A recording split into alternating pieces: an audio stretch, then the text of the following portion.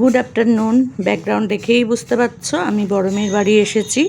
আজকে হচ্ছে শুক্রবার দিন দুপুরবেলা এই যে আমি খেতে বসেছি, কিন্তু আজকে আমি মুখ বন্ধ করে খাচ্ছি, কারণ এখানে আমার জামাই অফিসের কাজ করছে, তার জন্য আমি আর কথা বলছি না সেরকম। তারপরে দিদি হসপিটালে ভর্তি, সেটা নিয়েও মাঝে মধ্যে মেয়ে আসছে, কথা বলছে, আমার সাথেও কথা বলছে, সেই জন্য আর কথা বলতে বলতে খাইনি, কারণ ওর তো তাহলে অফিসের কাজে অসুবিধা হবে।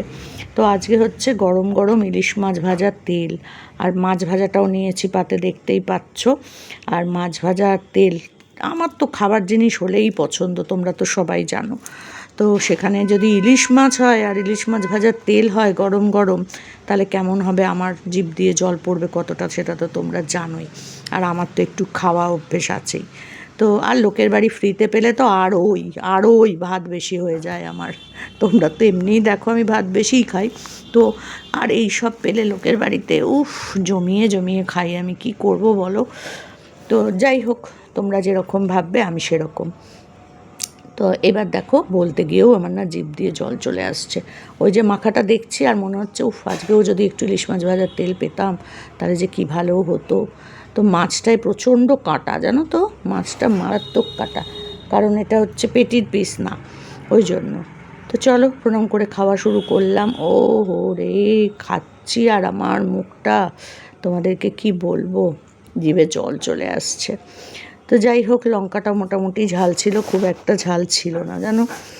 তো খাচ্ছি আর ভাবছি, ঠাকুর এভাবে কতদিন খেতে পারবো জানি না।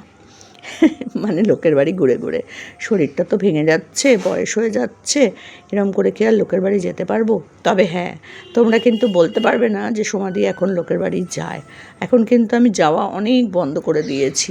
দেখো, বিশ্বাস করো, আমাকে প্রচুর মানুষ কিন্তু ভালোবাসে, আর প্রচুর মানুষ কিন্তু আমাকে ডাকে, দিদি আমাদের বাড়ি আসো, আন্টি আমাদের বাড়ি আসো, দিদা কবে আসবে আমার বাড়ি, ও আন্টি কবে আসবে, এটা কিন্তু চলতেই থাকে আমার।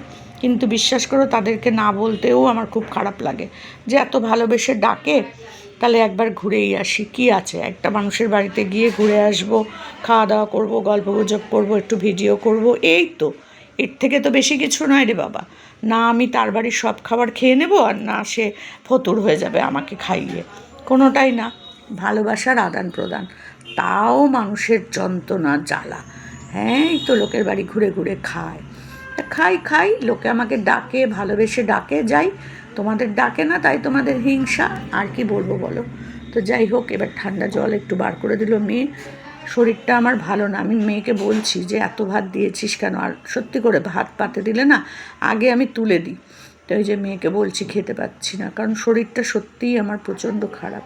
শরীর মন দুটোই আমার খুব খারাপ।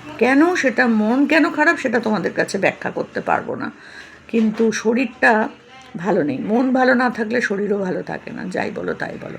আর শরীর ভালো না থাকলে মন ভালো থাকে না। আর প্রচণ্ড কাঁটা মাছটায়, সেটার জন্যই আমার একটু খেতেও অসুবিধা হচ্ছে। মানে এমন একটা পিস যেখানটায় কাঁটাটা বেশি থাকে, এরকম একটা পিস, বুঝেছো। তো যাই হোক, খেতে খেতে অনেক সময় লেগে যাচ্ছে শুধু কাঁটা বাছতেই। তো সেটা আমি আর কি বলবো, খাওয়া ছাড়বো না তাই বলে খাওয়া বন্ধ করিনি। আর ওদিকে ওরা কথা বলছে, হসপিটালে ভর্তি আছে তো দিদি। সত্যি করে হঠাৎ করে যে দিদির কি হলো না, তোমাদেরকে কি বলবো। আমি সবে এসে পৌঁছেছি আর এইরকম একটা ঘটনা ঘটে যাবে, কেমন যেন একটা মনটা খারাপ হয়ে গেল, বিশ্বাস করো। বাড়িতে পুজো টুজো করে একটা ভালো দিনে এলাম, এসেই দেখি দিদির শরীর খারাপ। আর শরীর খারাপ মানে এমনই শরীর খারাপ যে দিদি একদম মানে পুরো শরীর ছেড়ে দিয়েছিল, এমন একটা পরিস্থিতি। সেই অবস্থাতে সাথে দৌড়ে আমরা রুবিতে গিয়ে ভর্তি করে এসেছি দিদিকে। আর মনটা খারাপ হয়ে যায় না। আগের দিন রাত্রিবেলার হসপিটাল থেকে আমরা 3টের সময় ফিরেছি, মানে বৃহস্পতিবার রাত্রিবেলার কথা বলছি। রুবিতে ভর্তি আছে দিদি। তো শরীরটা খারাপের সাথে মনটাও খারাপ, তার কারণ অনেক। তো দিদি ভর্তি, দিদির বাড়ি এসেছি, অথচ দিদি ভর্তি হসপিটালে, কেমন লাগে না, আনন্দটাই নষ্ট হয়ে যায়। বাড়িতে একটা থমথমে পরিবেশ হয়ে থাকে। তো এইসব নিয়েই কথাবার্তা বলছিলাম। জামাই ওখানে বসে অফিসের কাজ করছে, তার জন্য আমি আর কথা বলে বলে ভিডিও করলাম না তোমাদের সামনে। তো আর কাঁটার জন্য আমি ভালো করে খেতেও পাচ্ছি না, কি জ্বালায় পড়েছি রে বাবা। তো যাই হোক, মাছটা দেখো এদিক ওদিক করছি আর ভাবছি কোন জায়গাটা কাঁটা নেই, কাঁটা কম, সেই জায়গাটাই মুখে দিচ্ছি। অনেক সময় মুখের মধ্যে কাঁটা চলে যাচ্ছে, সেখান থেকে আবার বার করছি। কী আর করবো বলো, এইভাবেই খেয়ে নিলাম। কাঁটা বাঁচতে, সব কাঁটা তো দেখতেও পাচ্ছি না চোখে, যা পাচ্ছি মুখের মধ্যে ঢুকিয়ে দিচ্ছি। এই করে করে ভাতের সাথে সাথে গিলে নিয়েছি অর্ধেক কাঁটা আর লঙ্কা। এই চলো, এই খাবার খেতে খেতে তোমাদের সাথে আজকে ভয়েস ওভার দিয়েই গল্প করছি। আর ইলিশ মাছ আসলে না বাবার কথা মনে পড়ে। বাবা একটা গোটা ইলিশ মাছ নিয়ে আসতো, কোনো সময় কেটে ওই 4 পিস 5 পিস ইলিশ মাছ আমাদের বাড়িতে আসেনি, সব সময়ই আসতো একটা করে গোটা ইলিশ মাছ। আর ইলিশ মাছ আসলেই পেটি, এরকম বড় বড় পেটি, মাঝখানে ডিম ভরা, ওইগুলো হতো ভাজা। ইলিশ মাছের পেটি ভাজাটাই কিন্তু সব থেকে ভালো লাগে, আর তার সাথে গরম গরম তেল আর কাঁচা লঙ্কা। উফ, বাবা, আমি যখন অফিস বলছি, আমি যখন স্কুল যেতাম, বাবা থাকতে তো স্কুলেই যেতাম, তো স্কুল যেতাম তখন কিন্তু ওই মা ইলিশ মাছ ভাজা দিয়ে দিত আর তেল দিয়ে দিত আর একটা কাঁচা লঙ্কা। আমি কিন্তু ছোটো থেকেই কাঁচা লঙ্কাটা খেতে ভালোবাসি, তো সেই কাঁচা লঙ্কাটাই এখনও পর্যন্ত চলছে আমার। আর এই দিকে দেখো এইসব কথাবার্তা বলছি, আর আমার জামাইও এদিকে রয়েছে, মেয়েও রয়েছে, ওদের সাথে কথা বলছি আর খাচ্ছি। তো মেয়েকে বলছি, এতটা ভাত দিলি, ভাত নষ্ট করতে কিন্তু খুব খারাপ লাগে, ভীষণ খারাপ লাগে। তো জোর করে করে আমি খেয়ে নিই, যতটা থাকে আমি ততটা খেয়ে নিই। অনেক সময় ফেলি, হয়তো অল্প একটু ফেলি, কিন্তু বেশিরভাগ সময় আমি খেয়ে নিই, আর না হলে আগে থেকেই তুলে দিই। তো আজকে আর তোলা হয়নি, আমি এঁটো করে ফেলেছি। তারপরে আমার মনে হচ্ছে যে ভাতটা অনেক বেশি।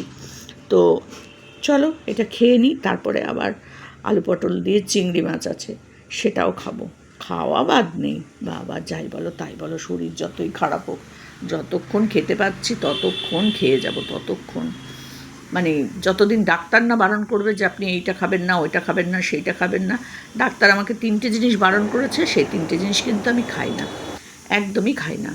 তো সেই 3টে জিনিস কী কী জানো? সেই 3টে জিনিস হচ্ছে ফুলকপি, বাঁধাকপি আর সোয়াবিন। ফুলকপিটা তবুও একটু আধটু মাঝে মধ্যে খেয়ে নিই, কিন্তু সোয়াবিন আমি একদম খেতে পারি না। সোয়াবিনটা আমার একদম মুখের মধ্যে গিয়ে কচকচ করে। পনিরও খেতে পারি না, কী জ্বালা বলো। আর এইদিকে মেয়ে বললো, তুমি হাতে করে তুলে নাও, বা হাতে করে তুলে নাও আলু পটল দিয়ে চিংড়ি মাছ। তো সেটাও আমার পছন্দের জিনিস, কী যে করি আর বলবো কি তোমাদের কাছে। তো বা হাতে করে আমি একটুখানি আলু পটল আর চিংড়ি মাছ তুলে নিলাম। তো খেতে ভালোই হয়েছিল, সবকটা রান্নাই ভালোই হয়েছিল। সবকটা রান্না বলতে আমি তেল দিয়ে আর দিয়েই খেয়েছি, ডাল ভাজা টাজা এসব আমি নিইনি। আর এদের বাড়িতে আমি বলেইছি একগাদা রান্না বান্না হয় না, ওই সব রকম তরকারি, ঘ্যাট, সবজি এসব আমার বড় মেয়ের বাড়ি হয় না, কারণ খায় না। তো সেখানে আমি আর কি করব বলো, এই যে মাছটাই হয়, নাহলে মাংস, নাহলে ডিম, তার সাথে ডাল ভাজা বা একটা তরকারি, কখনো মোচা, কখনো বাঁধাকপি, কখনো হয়তো তোমার পোস্ত, এইসব হয়। কিন্তু আমরা যেমন চচ্চড়ি খেতে ভালোবাসি, তারপর ধরো আরও অনেক কিছু খাই আমরা, সেগুলো অতটা এদের বাড়ি হয় না। লাউ চিংড়িটা হয়, মাঝে মধ্যে হয়, কিন্তু কচু ঘেঁচু এইসব এদের বাড়ি হয় না, কারণ আমার মেয়ে জামাইও খায় না আর শাশুড়ি মাও খান না, তাই জন্য হয়ও না। আর আমার নাতনির কথা বাদই দাও, তো সে একটু চিংড়ি মাছ হলে একটু ভালো করে খায়, তাছাড়া বাকি তো চিকেন টিকেন থাকলে খেয়ে নেয়, ব্যাস এই হচ্ছে ওদের খাওয়া। তো চলো আমি একটু আলু পটল দিয়ে চিংড়ি মাছ দিয়ে খাই। আর আমাদের বাড়িতে তো সব রান্না হতো, সব, কোনো কিছুই বাদ নেই, শুটকি মাছ থেকে আরম্ভ করে সব। তবে শুটকি মাছ খেতে কিন্তু আমার অনেক দিন ধরে মনটা চাইছে। কে বলো তো ভালো করে একটু শুটকি মাছ রান্না করে খাওয়াবে, কমেন্ট করো তো আমাকে, তবে বুঝবো আমার ভিডিওটা তোমরা দেখেছো। যে আমাকে কমেন্ট করে শুটকি মাছ খাওয়ার কথা বলবে, আমি বুঝবো যে সে আমার ভিডিওটা পুরো দেখেছে। আর যারা দেখবে না তারা কমেন্ট করতেও পারবে না, এই হচ্ছে ব্যাপার।